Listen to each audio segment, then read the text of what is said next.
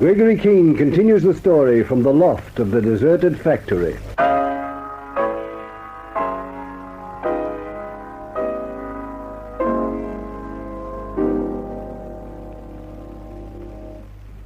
Whatever Sammy Rice had been before they cloaked me with his identity, he'd made enemies, and bad ones.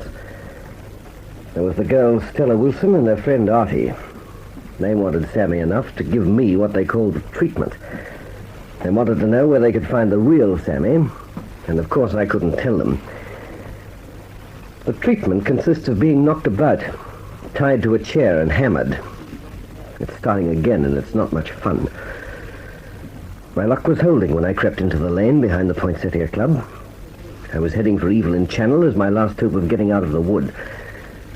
But the next thing I knew, Fegan had a stranglehold on hard and his knee in my back. I woke up here in this loft about an hour ago. And believe me, my health was better then than it is right now. Stella Wilson and Artie never heard of Bruno Kesselring, but they're doing better than anyone so far to keep his secret hidden. Have you had enough? Come on, let's hear you say something. Have you had enough? This could go on forever. I can't tell you anything about the original Sammy Rice. You must like being knocked about, Mr. Keene, or whatever you call yourself. Why don't you get the idea? You're wasting your time.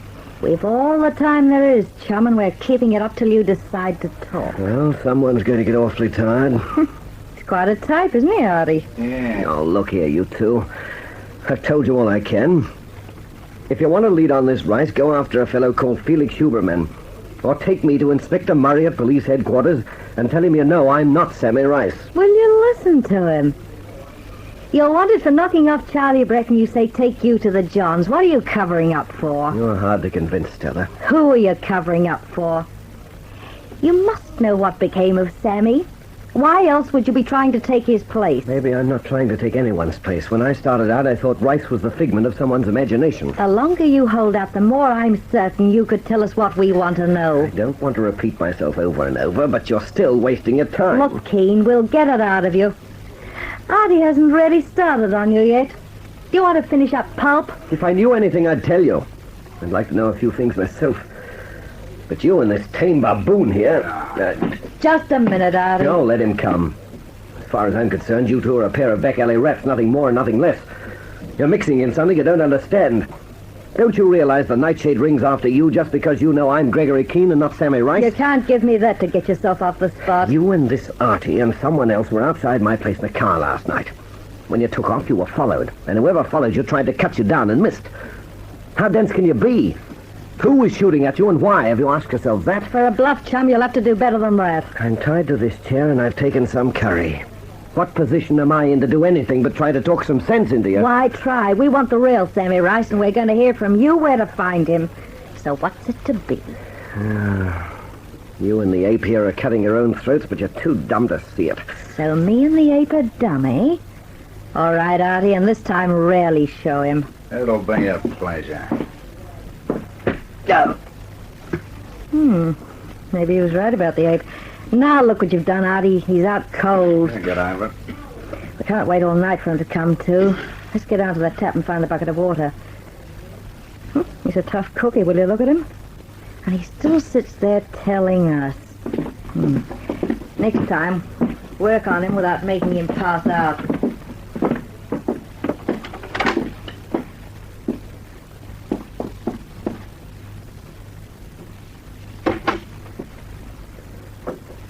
You don't need the water. I'm dead, but I'm not lying down.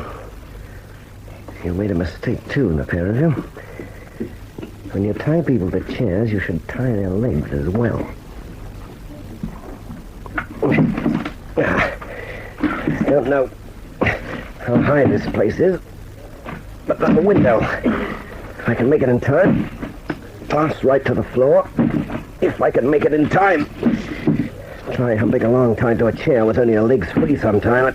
It's good for you. My head's bursting, but I'll get to that window. I'll get to that window. It's not being stopped by a pair of gutter crooks. Get to the window, King. Get to the window and bust it open and see how far down. Now. Once more. Now. About 15 feet down to another roof with a skylight. I can fall on this chair and break it to sticks. I won't be trussed up like a turkey. So here we go. Take a deep breath and hang on tight. Up the commandos.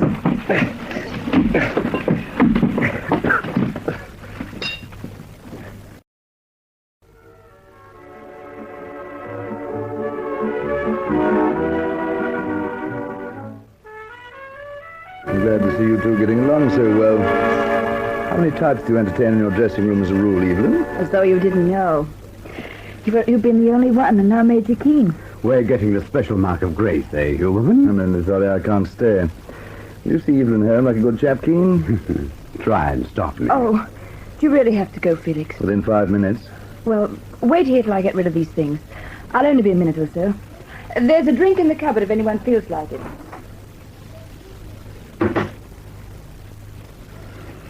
Can you hear her steps?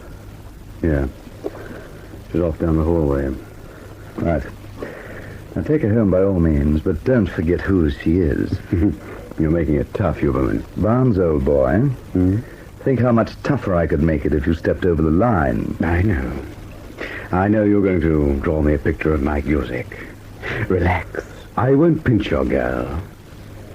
I won't even tell Carlotta. Cracks like that, Nicky, I don't like at all. I didn't say a thing.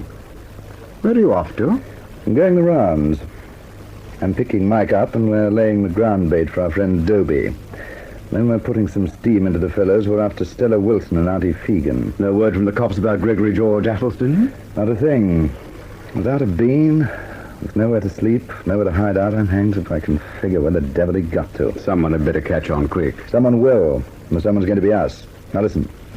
For Evelyn's benefit, we have to cook up some progress reports on Bruno Kesselring. We'll make them good, pitching it strong that Kesselring went straight back to Singapore.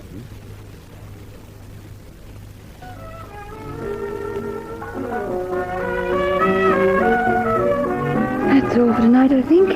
New band arrangements, dance routine, costume to the cleaners. Yes, the lot. Night, Leo. Night, Evelyn.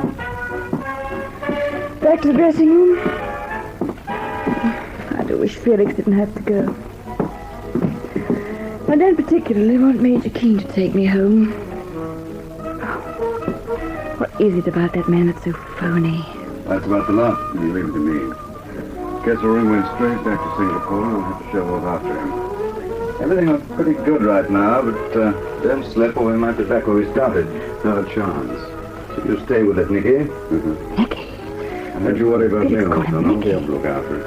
Don't tell me I've been right. You're You're talking about Bruno Kesselring and Felix called that man Nicky. Yes. In front of me has always been Major Keene.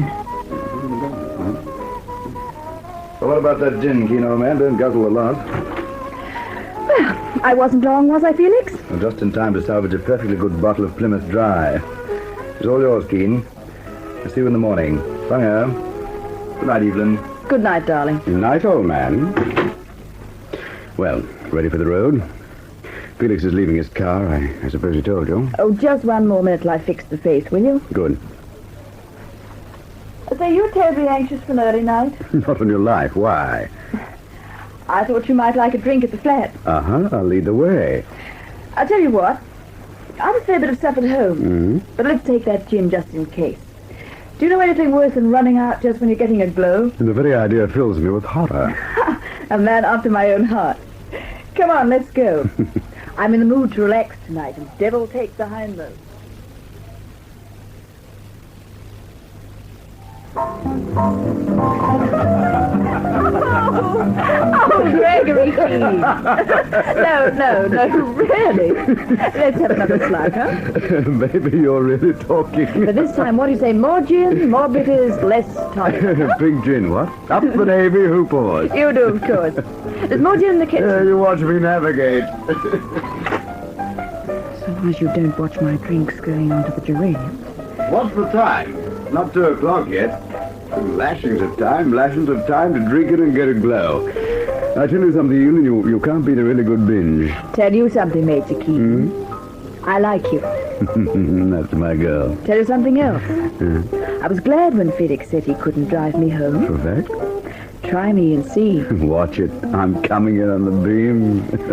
Nicky, what?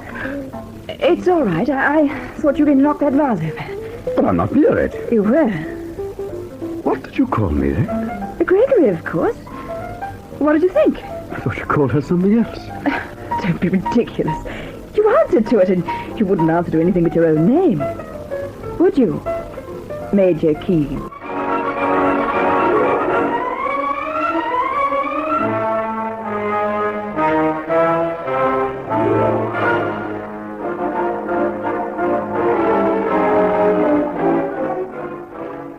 I'm like an animal the hunters have brought down but lost, making for the only safe hole it knows. Only I don't know if this one is safe or leading me straight back to the snare. I can't think I'm at the end of my rope. I only know I had to get here, and I did. A penthouse at the top of the Cunningham Towers. There's a blackout coming on any minute, so where's a bell?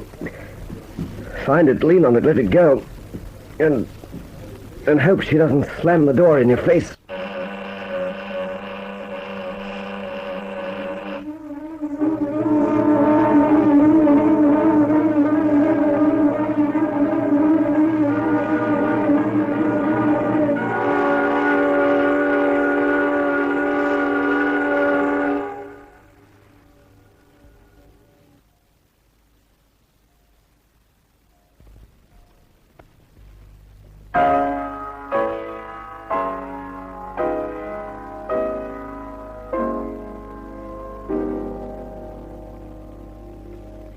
What happens at the penthouse of Cunningham Towers?